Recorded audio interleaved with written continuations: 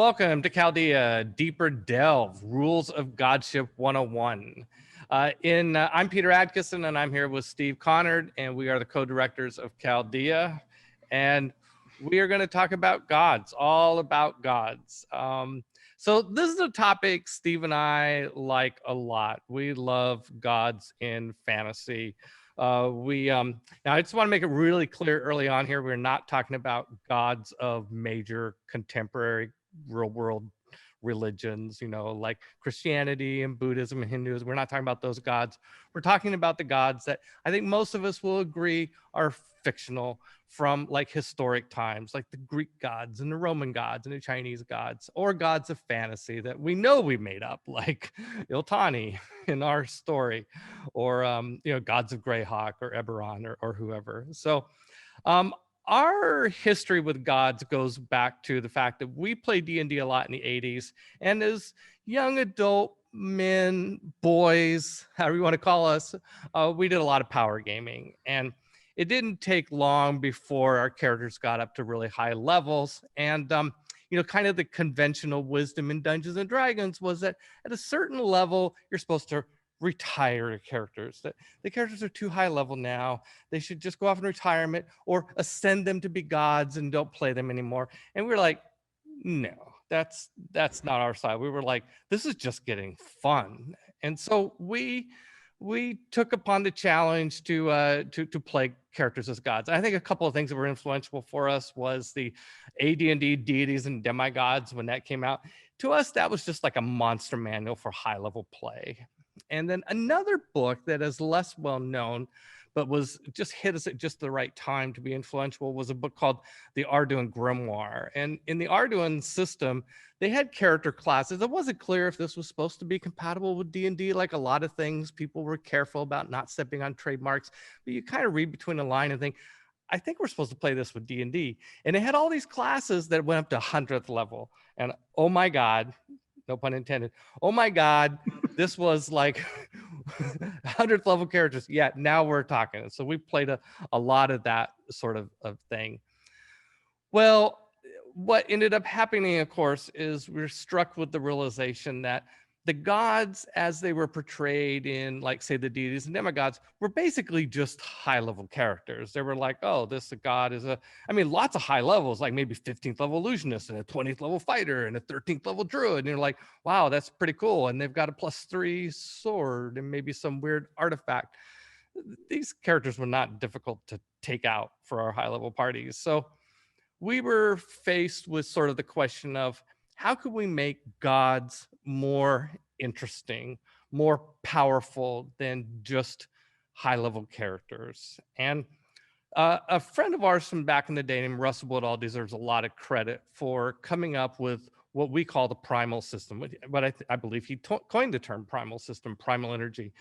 The idea that gods were just fundamentally in a league of their own and more powerful. So he developed a concept for this, some early systems.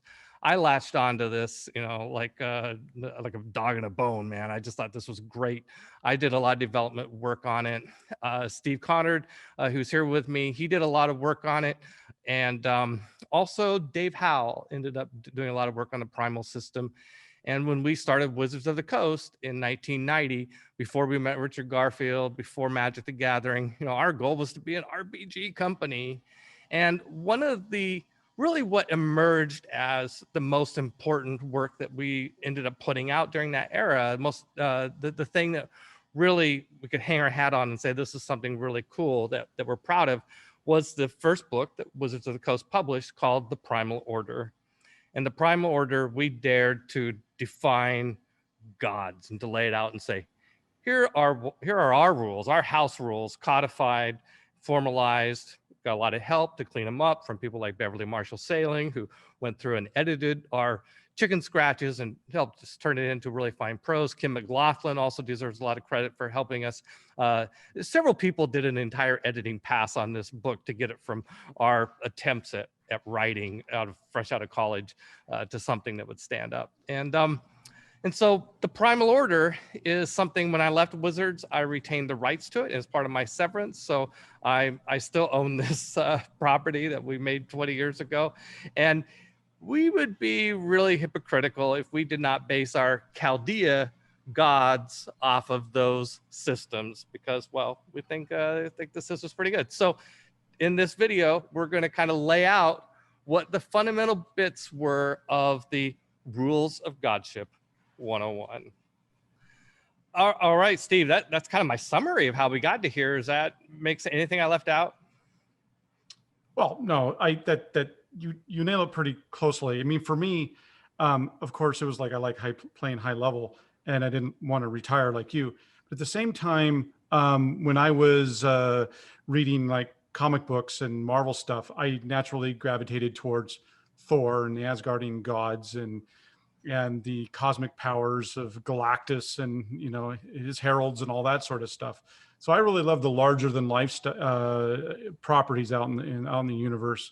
And so, yeah, it made a lot of sense that, you know, this was something that I was interested in. And the funny thing is that when I was in high school, I went to a boarding academy from the age of 15 until I graduated, and played a lot of games with people in the dorm.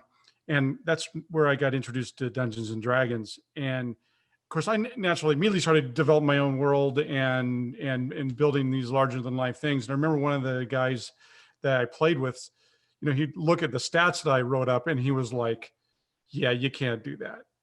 Like, no, it was just ridiculous, over the top stuff. You know, we were playing really low level. We were somewhere between third and fifth level. You know, after a couple of years of playing, you know, we were just barely moving. And in the meantime, I'm writing all this crazy stuff, and then I go off to college, and within the first week I was in college, I know the first day I met CJ. He wandered into my room, saw a computer within minutes of me being there, and sat down and didn't leave my room for 12 hours playing, you know, all these video games. But anyway, he introduced me to you that week, and Peter was like doing this really cool high level stuff and gave me permission that, oh yeah, absolutely. So I bet somebody that was just like me, but it took me like 3 years of playing D&D before I found somebody that gave me permission that all the stuff that I was writing and developing was allowed to be used. So that's how I got into the, you know, the primal gods sort of, you know, development with you. Yeah, it's the story of how we met, right? Like Yes. a common bond of wanting to play high level D&D. Yep, Peter's house was right behind the guy's dorm. There's a dorm, the field, Peter's house. We would sneak out the window. Yes, we had to sneak out of the dorm, and we'd go across the field to Peter's place, and we were playing in his basement. Yeah. Good times. So when Russ's early system for primal was, the basic idea of this was that gods have access to a different type of energy than mortals have. And mortals have access to magic, maybe psionics, maybe other sort of special abilities, like how fey creatures, the form of sort of natural magic, if you will, and then technology, if you want to add science, anything like that. But the gods had access to something special, and it's called primal energy. And it was like the super energy of the universe. If it was something only they could wield, it was an extension of their will, and it was just fundamentally more powerful, more potent, more controllable, more pliant than the energies that mortals had access to. And if you are a mortal and you're defending, even if you're a wizard and you have powerful magical spells then that you can cast to protect yourself, primal energy, it just goes past that. Just like, and we called it the primal blast. Russ called it the primal blast. Primal blast would just go past any sort of defense that you might have that wasn't, except for primal, of course. And so if gods fight each other, then you primal blast a god. A god would defend themselves with a primal shield. And so this idea of primal energy, primal blast, primal shields became kind of the basic idea of gods. And so, you know, at first it was just like, oh, we stat up gods, we give them a bunch of primal energy. It's points, you know, each point of primal energy and a primal blast, I think we said 1d12 damage originally. So, 10-point primal blast and somebody 10d12 damage, nobody stop it. Pretty much make gods able to just wipe out mortals without any much problem. And that was kind of the goal, right, Steve? Well, that's certainly where it started. Then it became how we decide, well, where does primal energy come from? What is primal energy? It's got to come from somewhere, right? I think you were the one that tied it to souls, the primal base. There's primal Yeah, base and primal flux. yeah. At some point, there was, as we're playing with these gods and they've got these primal energies, at some point you get a little bit more philosophical and you say, well, what does it mean to be a god? I mean, really, like, how can we define what a god is? And that question perplexed me for a while. And I think this is where I added to Russ's system, is that my idea was that a god was a being whose soul was pure primal energy.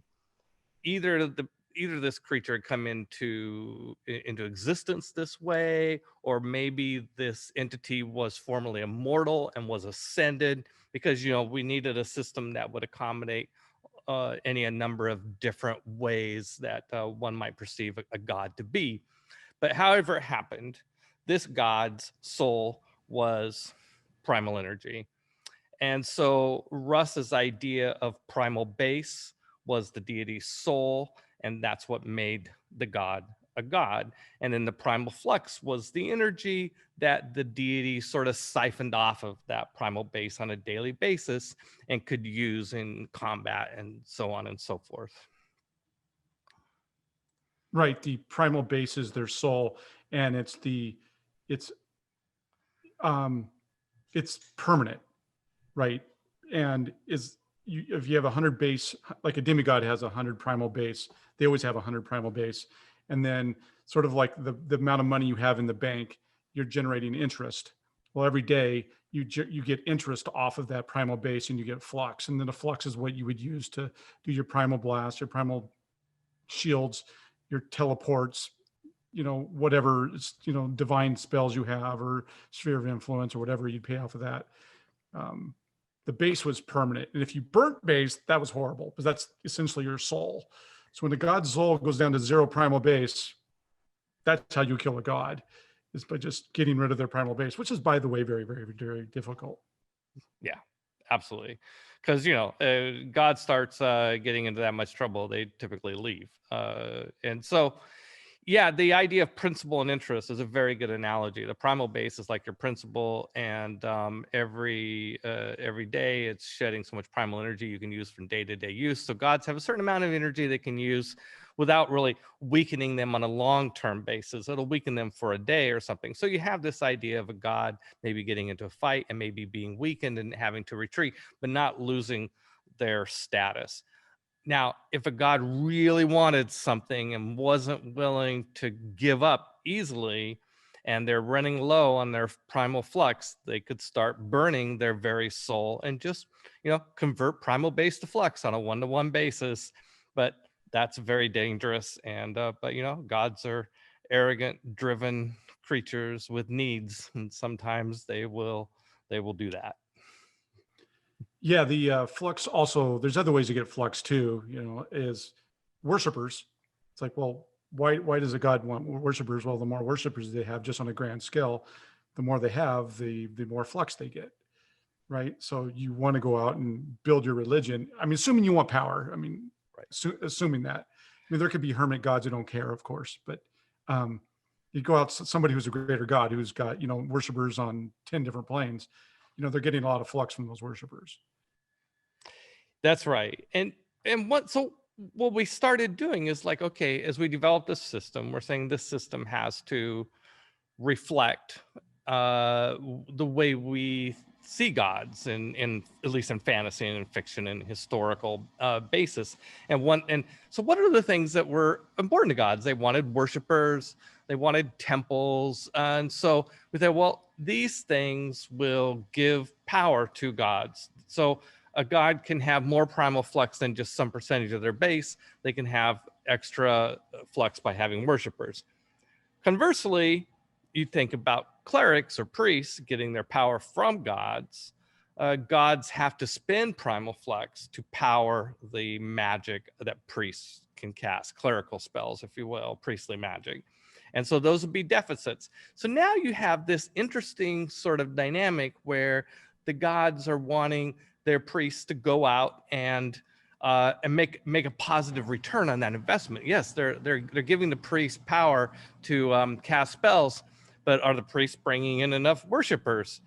I found that a very interesting sort of idea. Yes. By the way, you're hitting on something that when we were developing the Primal Order, one of the things I remember my dad used to call me 20 questions because I always ask questions. Why? Everything in life is why. And my mom told me one time, just keep asking those questions. Well, when it came to D&D, one of the things that kind of drove me a bit crazy was that if you had a god and you were a cleric of that god, let's say you were 18th level. Well, now you're able to throw essentially 9th level clerical spells, but the gods themselves didn't even have those 9th level spells. It's like, well, where are those spells coming from? Like, how? I gotta understand. This confuses me. Like, can I kill my god with a spell he gave me? I don't know. No. I just, of course, no. But that's an example of like, the primal energy gives. Yeah, so we had to work on things like that. So we worked on like, well, clearly the gods should have access to the spells that they can power, and we said, yeah, the gods can do that. But the skill of the priests in casting spells also comes from their own sense of who they are as individuals, and perhaps drawing on magic itself to some extent.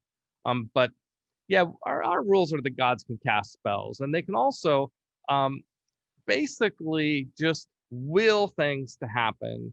And the larger the effect, the more damage it might do, or the more sort of influence of the spell, then it's just got a higher cost in terms of primal flex. So as a game system, it works really well. The other thing, if a cleric doesn't stay in good standing, now you understand why they suddenly just can't cast spells. Right. It's like you're no longer in good standing. You're now an enemy of the church, or, make up the story behind it. And overnight, they're just no longer supported. Right. Yeah.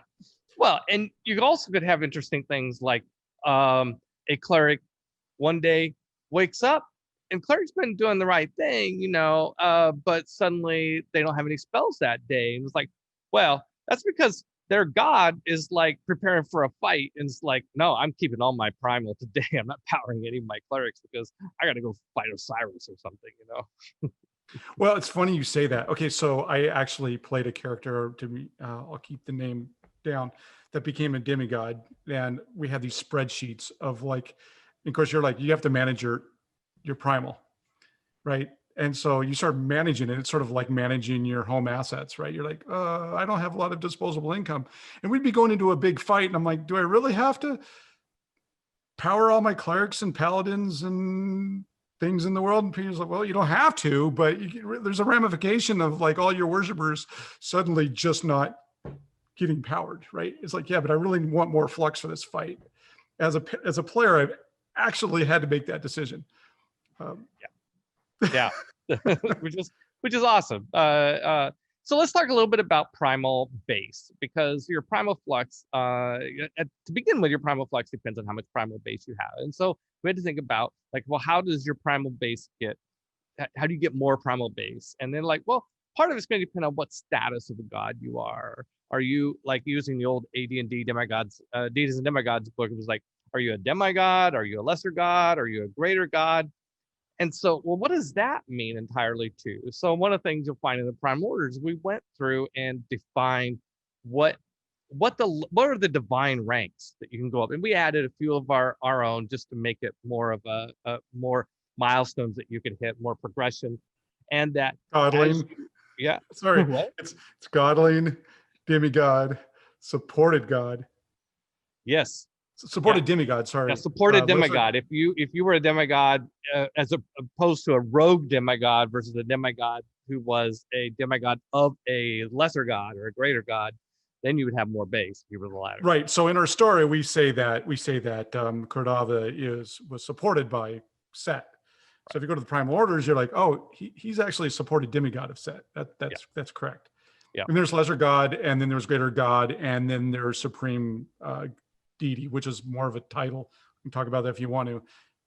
He's still just a greater god, but has a title that gives him more influence over a pantheon or something.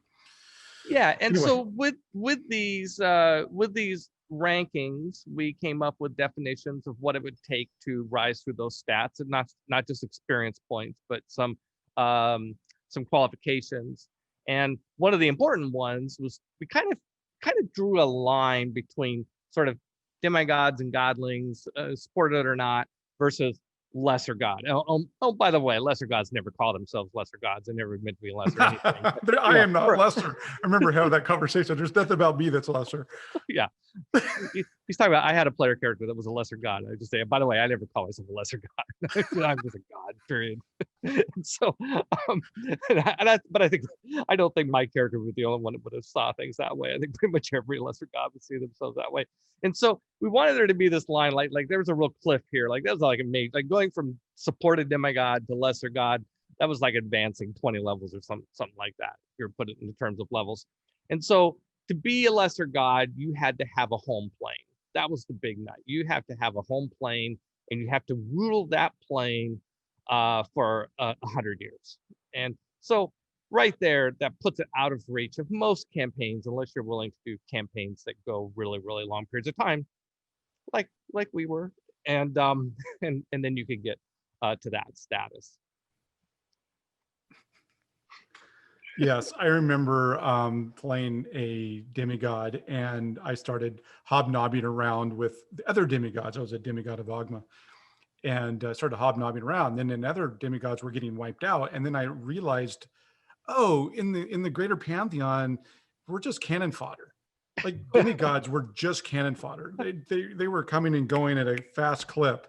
I'm like, oh my God, this is dangerous territory. I mean, you figure out I'm a god now, right? I'm just gonna walk around and strut, and nobody could stop me. No, you're a tool being used by the pantheon, and yeah, you get sent out to do things, and the people that you're going up against now will snuff you out. It's almost more dangerous than just being a high level mortal. It's like, yeah, be careful of taking that step. Yeah, I never intentionally designed it to be that way, but it's the way it ended up being in Chaldea as we were playing, was that when you became a sort of a godling or a demigod, the lowest ranks of divinity, it was like starting over in a sense. You felt kind of like first level characters again, because now you're at the bottom rung of this new hierarchy, and everybody that you're likely to go up against is might be as weak as you, but chances are they're a lot tougher than you are. Yes. And also, when you're a newbie godling or first demigod, you don't have a sphere of influence yet. So then you start running into demigods or even lesser gods that have spheres of influence, and then just all bets are off. You're just going to lose. Unless it was like they had some sphere of influence of like, flea circus or something. I don't know. Well, I think this is a nice segue to, we tried to, in going through and working on the Primal Order, tried to, and I think did pretty much find every single topic that you could think of related to gods. And spheres of influence are one of those. And going back to the deities and demigods, or just how gods were perceived in historical society. And so if you go back to the Babylonians or the Egyptians, they were gods of something. They, the god of fertility, the god of night, the god of storms, what have you. Well, what does that mean? Well, sphere of influence. And so this idea came that as you grew in ranks of divinity, you could establish something that you had additional insight into even more than other gods. And this would be ways that you could kind of fight other gods without having to just get past primal shields, like without something like a sphere of influence or artifacts and stuff like that. Then wars between gods just become a matter of who has the most points, right? So spheres of influence became the way that a creature could offensively use a primal base ability to sort of get past someone's primal shield. Yeah, spheres of influence almost were like changing the laws of physics, right? Just because you have a primal shield up doesn't mean that there's still the laws of physics. Maybe that's not the proper term, laws of mysticism. Things are, Laws of metaphysics. yes, they would just change the fundamental reality of what's going on around you. And it's like, holy smokes. And yeah, I mean, literally the world around you would change. Yeah. I remember one time Set took a step onto Chaldea Prime, and a 25 square mile piece of property just died down to the molecular level. It's like just for stepping onto the plane. I'm like, oh my God. So yeah, spheres of influence, fear them if you don't know they're coming. I mean, we always said the same thing. It's like, okay, so you take a look at Ares, who's the, is a warrior, right? A god of warrior. Athena, battle. Ishtar, battle. Well, what's the difference between these people? They just swing swords good. I mean, is that what that means? I mean, in deities and demigods, right? They're 20th level fighter. It's like, yeah, they can do things with weapons you can never dream of. Right. Of course, right. You one time said, "Oh, we dared to write stats for Elder Dragons." Well, yeah, we dared to write stats on greater gods. Oh yeah, for sure. Even influences.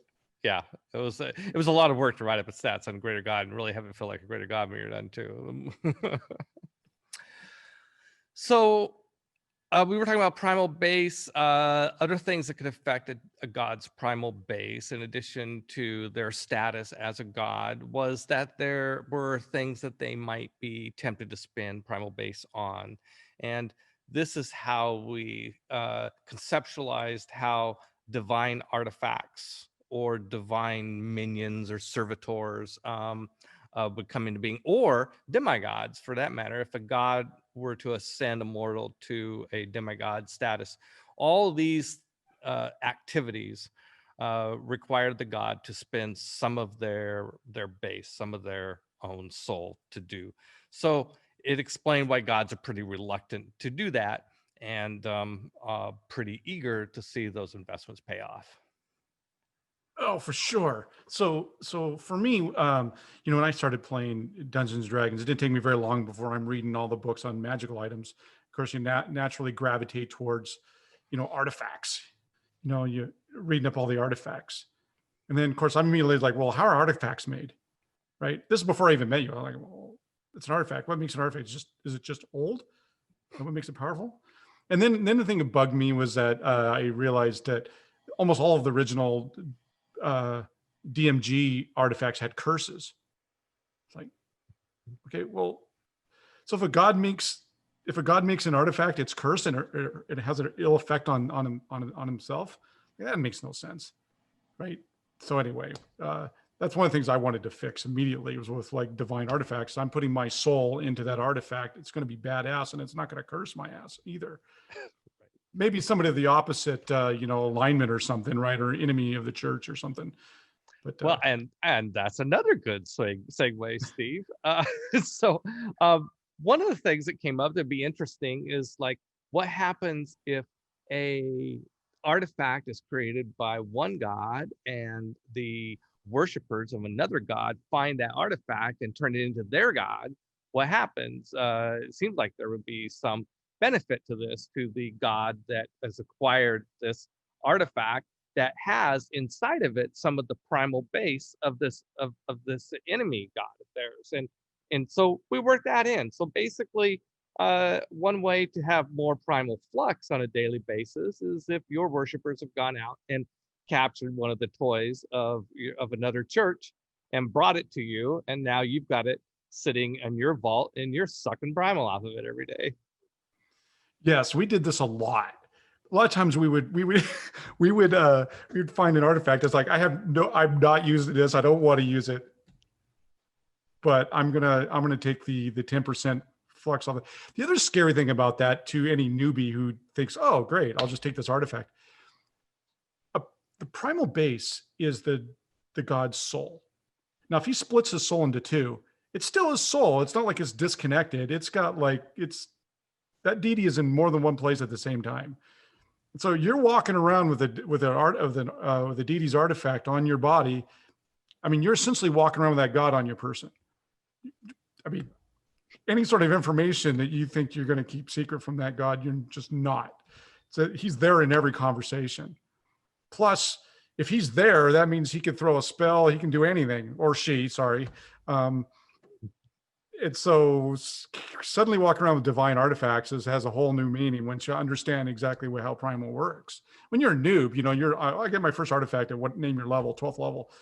I don't know anything about primal energy or anything. So yeah, you're just walking around with an artifact of Hecate on you. And you wonder why the Church of Hecate knows everything about you. Yeah. Why are they after me? Right. Why do they always know where I'm at? Exactly. So the other things is so you put your primal base into artifacts, and it makes it permanently powered. And by the way, the way it works is just like a god. Is that okay? So the artifact takes, I think it was 100. Was it 100 primal base that went into it to make it an artifact? And then Something that like 10, that, yeah, and the 10% flux that came off of that is what powered the spell effects and things of. Of course, we had to know this because I'm thinking one time, I'm like, I want to make an artifact. And you're like explaining how it works. I'm like, wow, that's really expensive. I don't want to make an artifact. No wonder why only like greater gods and, make artifacts and not just. Yeah, demigods don't. I mean, in this system, demigods don't tend to make artifacts because the demigods are just like, have just a little bit of primal base. It's like, I'm a demigod. If you're like unsupported demigods and the stats we used, I think you started off with like 100 points of base. And that was it. And 10 flux. Yeah, and 10 flux. So yeah, you have some of this energy that's the most awesome energy in the universe, but you don't have very much of it. So you can do a lot of bluffing with mortals, and yeah, you probably want to kill a mortal doing 10d12 damage, I suppose. But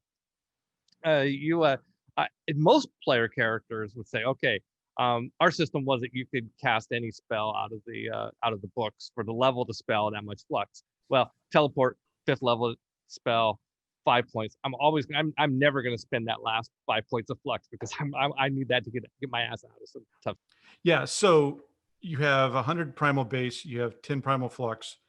I can teleport in 5. I can teleport out 5. I'm done. And you're right. So when you're out doing your thing, you're fighting, you're doing whatever you're doing, and you're like, okay, if shit goes bad, I'm keeping my 5 in reserve, and I'm getting out. Right. And I'm sure a few times we use 5 primal base. God help us. Well, it is funny. The other thing that happened, it gets really gamery at this point, but what the hell? We would think of, people would eventually come up with kind of tricky ways to use primal. Like, remember linked primal shields? Yes. So there was this idea that you could put, and you wouldn't do this when you only had 10 points, but later on we had a bunch of points. You're like, okay, let's say you got 100 points of flex. That's a lot, right? And you don't want to waste it all on a primal shield. You want to be able to do some primal blast and cast some spells and do some other shit. But you don't want to not have a primal shield up either. And so somebody came up with the idea that, okay, if the primal energy is an extension of my will, I'm going to put up this shield, and if it gets hit, I'm just going to reinforce it. And so I remember thinking, yeah, sure, why not? But there became this idea that gods were not created necessarily with the immediate understanding of all the things they could do with their own skills. And so there did be kind of become this sense of having to learn how to use the primal energy, which of course is good for player characters to have to figure out.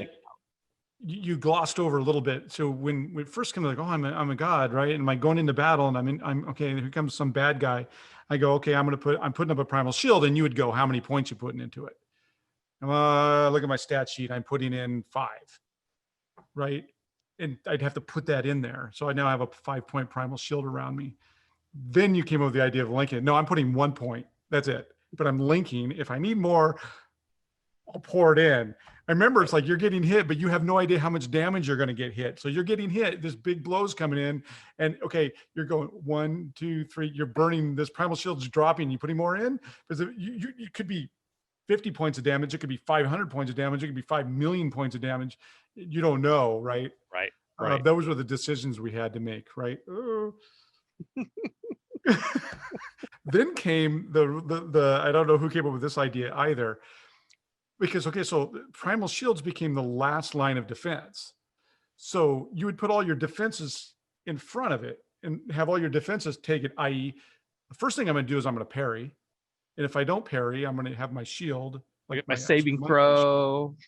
Yeah, I'm going to actually have, I actually have plate armor on, right? All these things are taking away damage. And not just any normal plate, probably some badass mithril dwarven plate, Carbelium, Whatever. whatever, yeah, something stupid.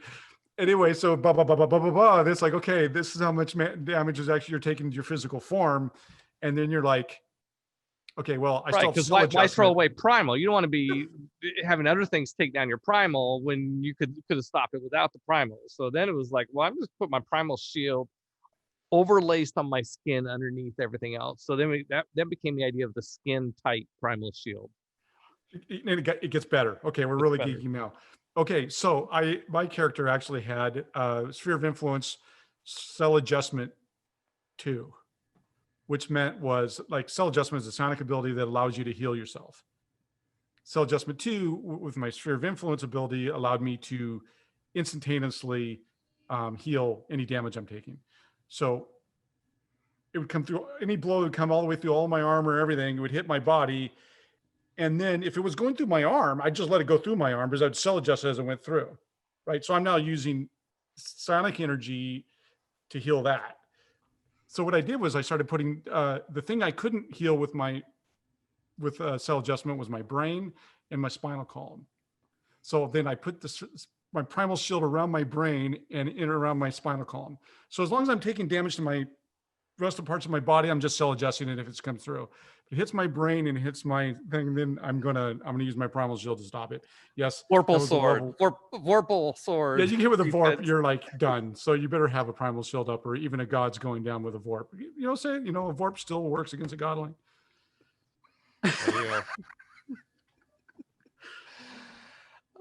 Oh, it's all coming back. I know, it's all coming back. Oh, well, the interesting thing was that if they ever get into the divine level fight, people watch this and they go back and watch the Altani fight. They're like, oh, right. That's exactly right. Oh, I see why she's not dead. Let's talk about that. Okay. So you can kind of see some of these principles come into play with the way that we portray God. So in chapter 2, when Sarva fights Iltani, Natani being a demigoddess, that blue skin of hers is a skin type primal shield, right, Steve? Yeah, a couple of people have made comments to me. Oh, the sound editor or somebody goes, "Oh, this is the person with the blue skin." I'm like, well, no. I mean, if you look at her early, she's got normal skin color tones. When she gets pissed off, and she's got a blue primal shield up. And of course, it being an extension of your soul, one thing you'll learn eventually is that with primal, you can just make it look pretty and however, whatever you want. Later on, you'll see a demigoddess introduced called Ariadne. And whenever she teleports in and teleports out, she always uses forget-me-not petals. They float down, I was here, forget me not. So anyway, the blue, yeah, that was her primal shield. Yeah. So she took you could see why Sarva was unable to kill her with some of the information we've provided, right? It's like she stabbed her in the back. But I mean, let's be honest here. Like the body's taking damage, but not the soul, which is, I don't know if you want to touch on that or if that is a Godship 102 question.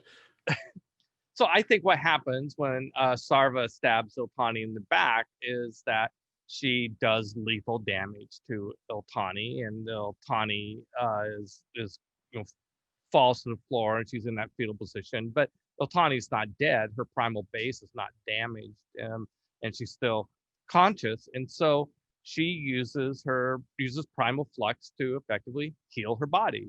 D&D terms, a heal spell, right? Or maybe she raises her. Maybe it's a raised dead that she does on herself, and then she comes back. And then later on, when she's crushed by the wheel, again, probably getting her physical body killed, and having to pump a lot of primal energy into it to get it to heal up and bulk out and shake off. So Iltani's definitely burning through some primal flux here, and she's clearly not. I think, well, at least in my mind, it's clear she's not purely just a normal demigod. She's got more than 10 points of flex.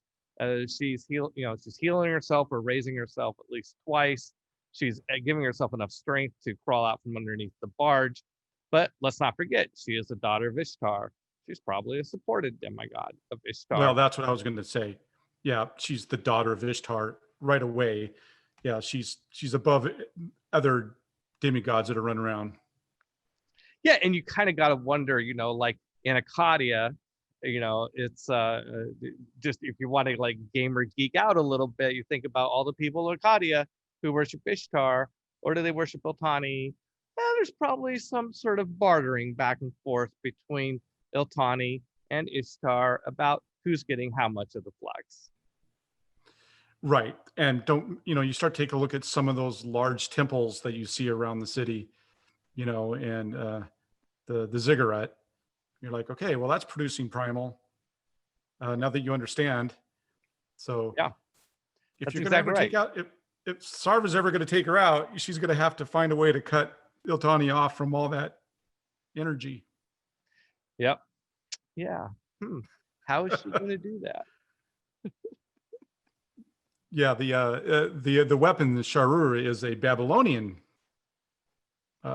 legendary weapon, and so there can be divine weapons, but there can also be pantheon weapons. What if a bunch of gods got together and like, oh, I'm going to put 10 points in, you put 10 points in, and all the gods are putting points into an artifact? Suddenly you've got a pantheon weapon and powered by a lot of gods. Yeah, and in all these rules, we tried to leave open a lot of flexibility. Of course, one of the things, game masters, GMs always have the right to do things however they want to do it. And there's other ways entities could be divine. There's other ways artifacts could be artifacts other than being powered by some god. So they're all, this is just sort of like one set of, one framework that one can work with in terms of trying to define these things. The other thing that we should hit on briefly is we're talking about gods. This is like essentially a family that originated on a plane somewhere, and we'll talk like the Olympians. The Greek gods started on Olympus and they grew up from there.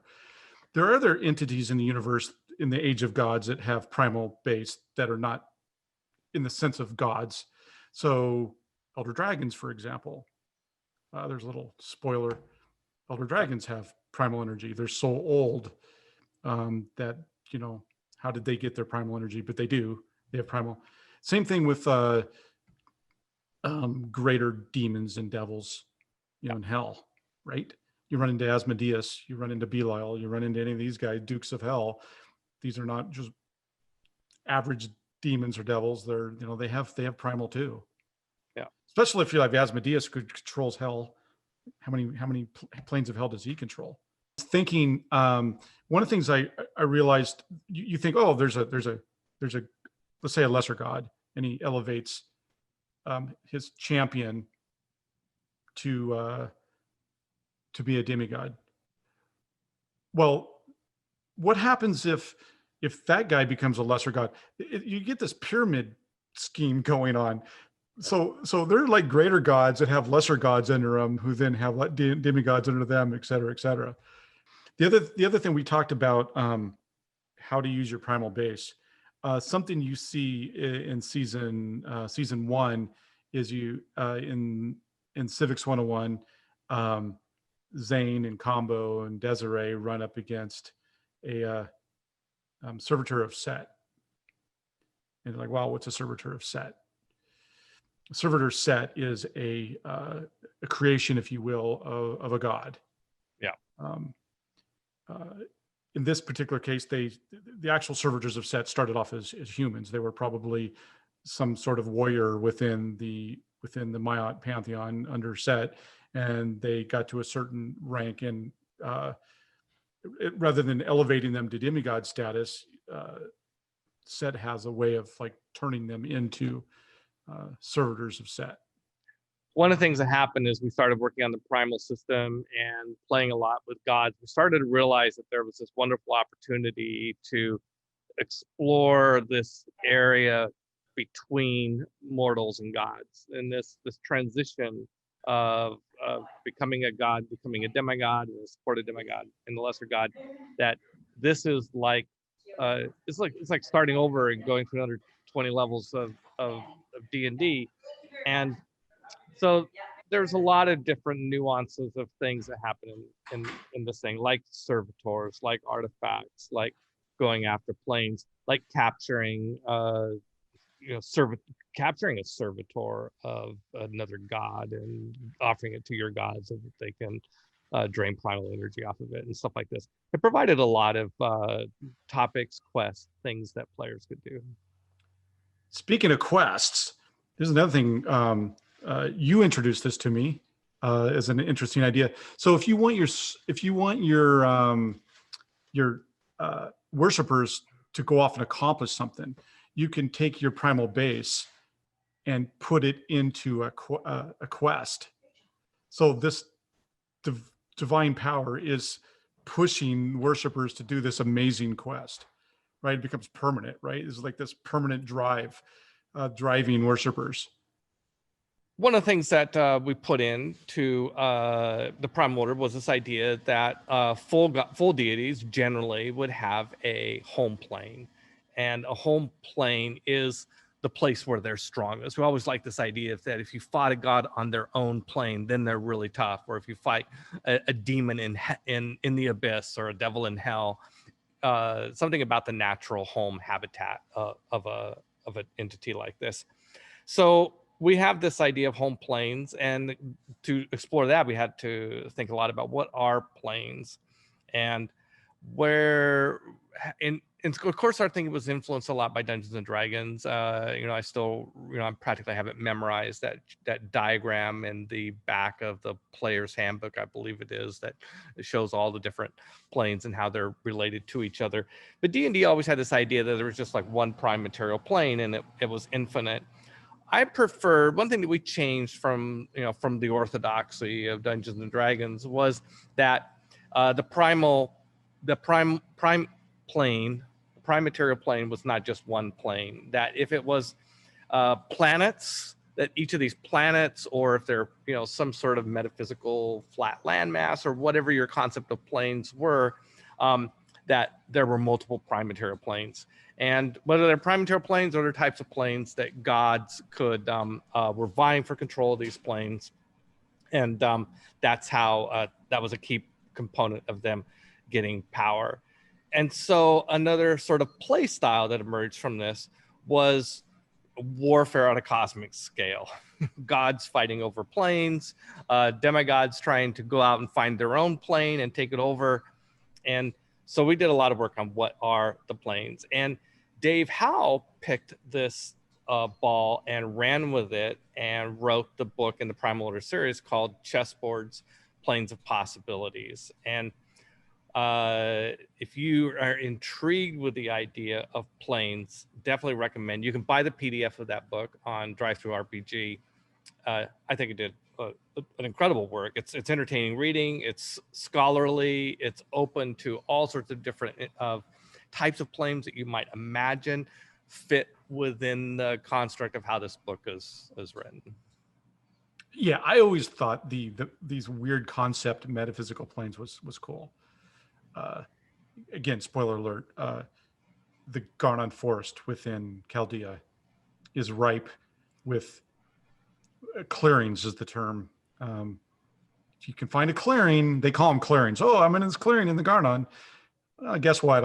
A clearing most likely is a pocket plane or some weird metaphysical thing. The Garnon is much bigger. The Garnon is like the Millennium Falcon. It's much bigger in size than it is on the outside. Right. And if you understand primal planes and stuff like that, then you understand what's going on with the Garnon forest. I remember there was this one moment where somebody had the bright idea of like, okay, I'm just going to go out into space. I'm going to find some moon out there where nobody's at, nobody cares about it. I'm just going to camp there and make it my plane.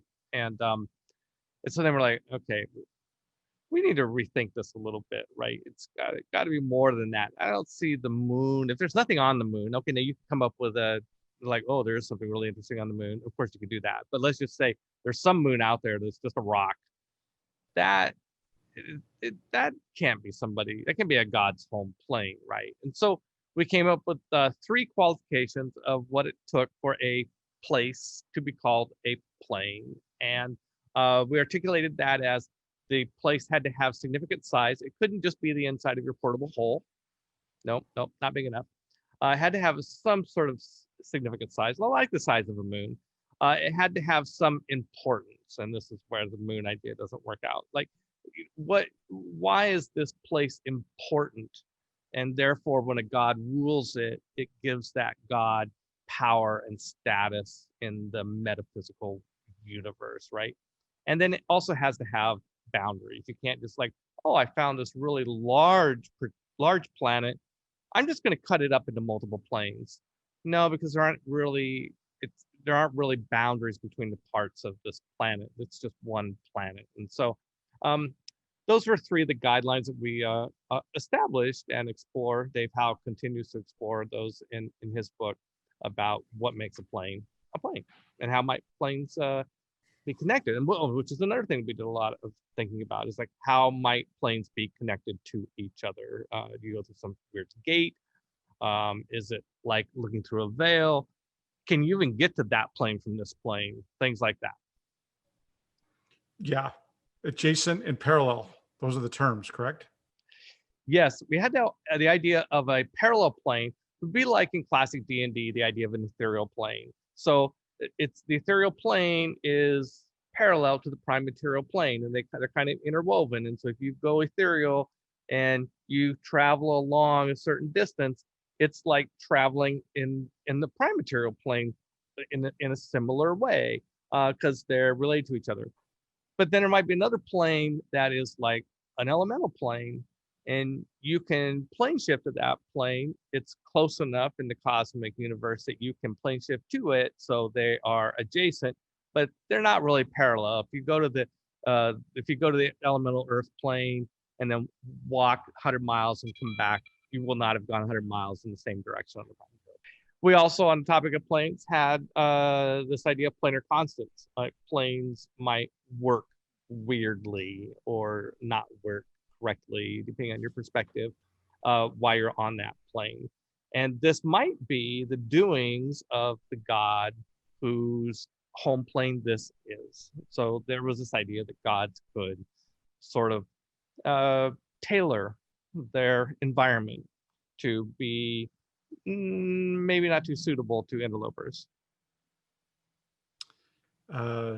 Little trivia bit here. Planar constants is sort of what morphed into Enchant World when I designed Legends in Magic the Gathering. Yeah. Pretty it good. All ties together. It all ties together eventually. Can't escape it. That's right. The other thing that that gods are pretty good at naturally is being able to manipulate souls. Right. This was so for example, if you primarily blast Wrath of God, kill a mortal, you could just fry them. And if you want to, as part of that action, if they do die, you can then take their soul. And just kind of stick it in your body. It's like, yeah, I now have your soul. Or go home and let them run loose. Yes. So yeah, manipulating and using souls is a thing gods do a lot. And just like how a good god might get primal flux from willing supplicant worshipers, a evil god might not bother with sort of the PR campaign of convincing people to worship them. They might just take souls and imprison them and just suck off primal energy from their souls as unwilling givers of that. Sort of like Asmodeus in hell and all the people that are burning alive for eternity down there. Right. They're not really worshiping it, but he's like going, yes, come to me. I need more power. Right.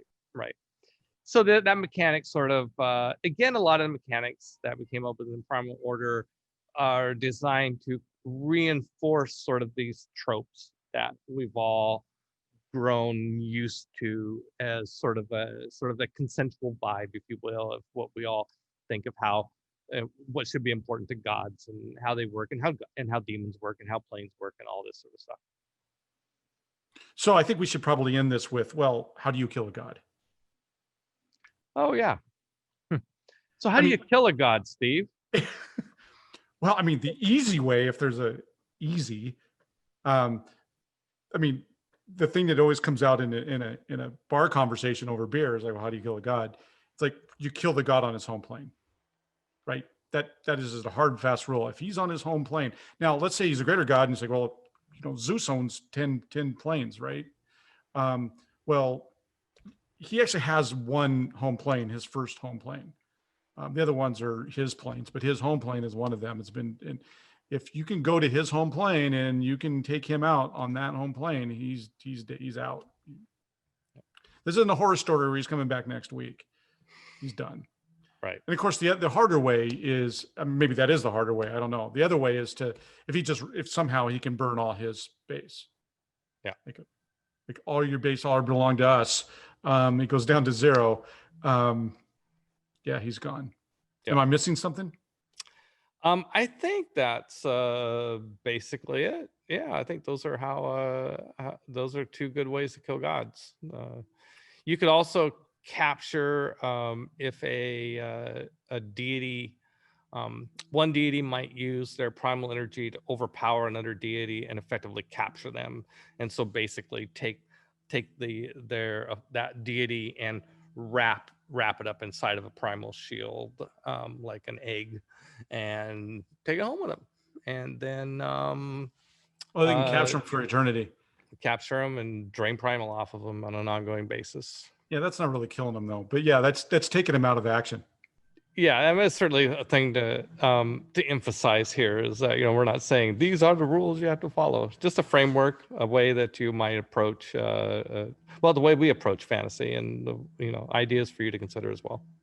Well, there you go. I think we just went off the totally deep end, the rules of Godship 101. I think we might be up to the 201 level class here by now. So there you go. This is what gods are like in Chaldea. If you look behind the screen and see the dice rolling, this is what's going through our heads. I hope you enjoyed this look and this deeper delve into gods and the rules of Godship 101.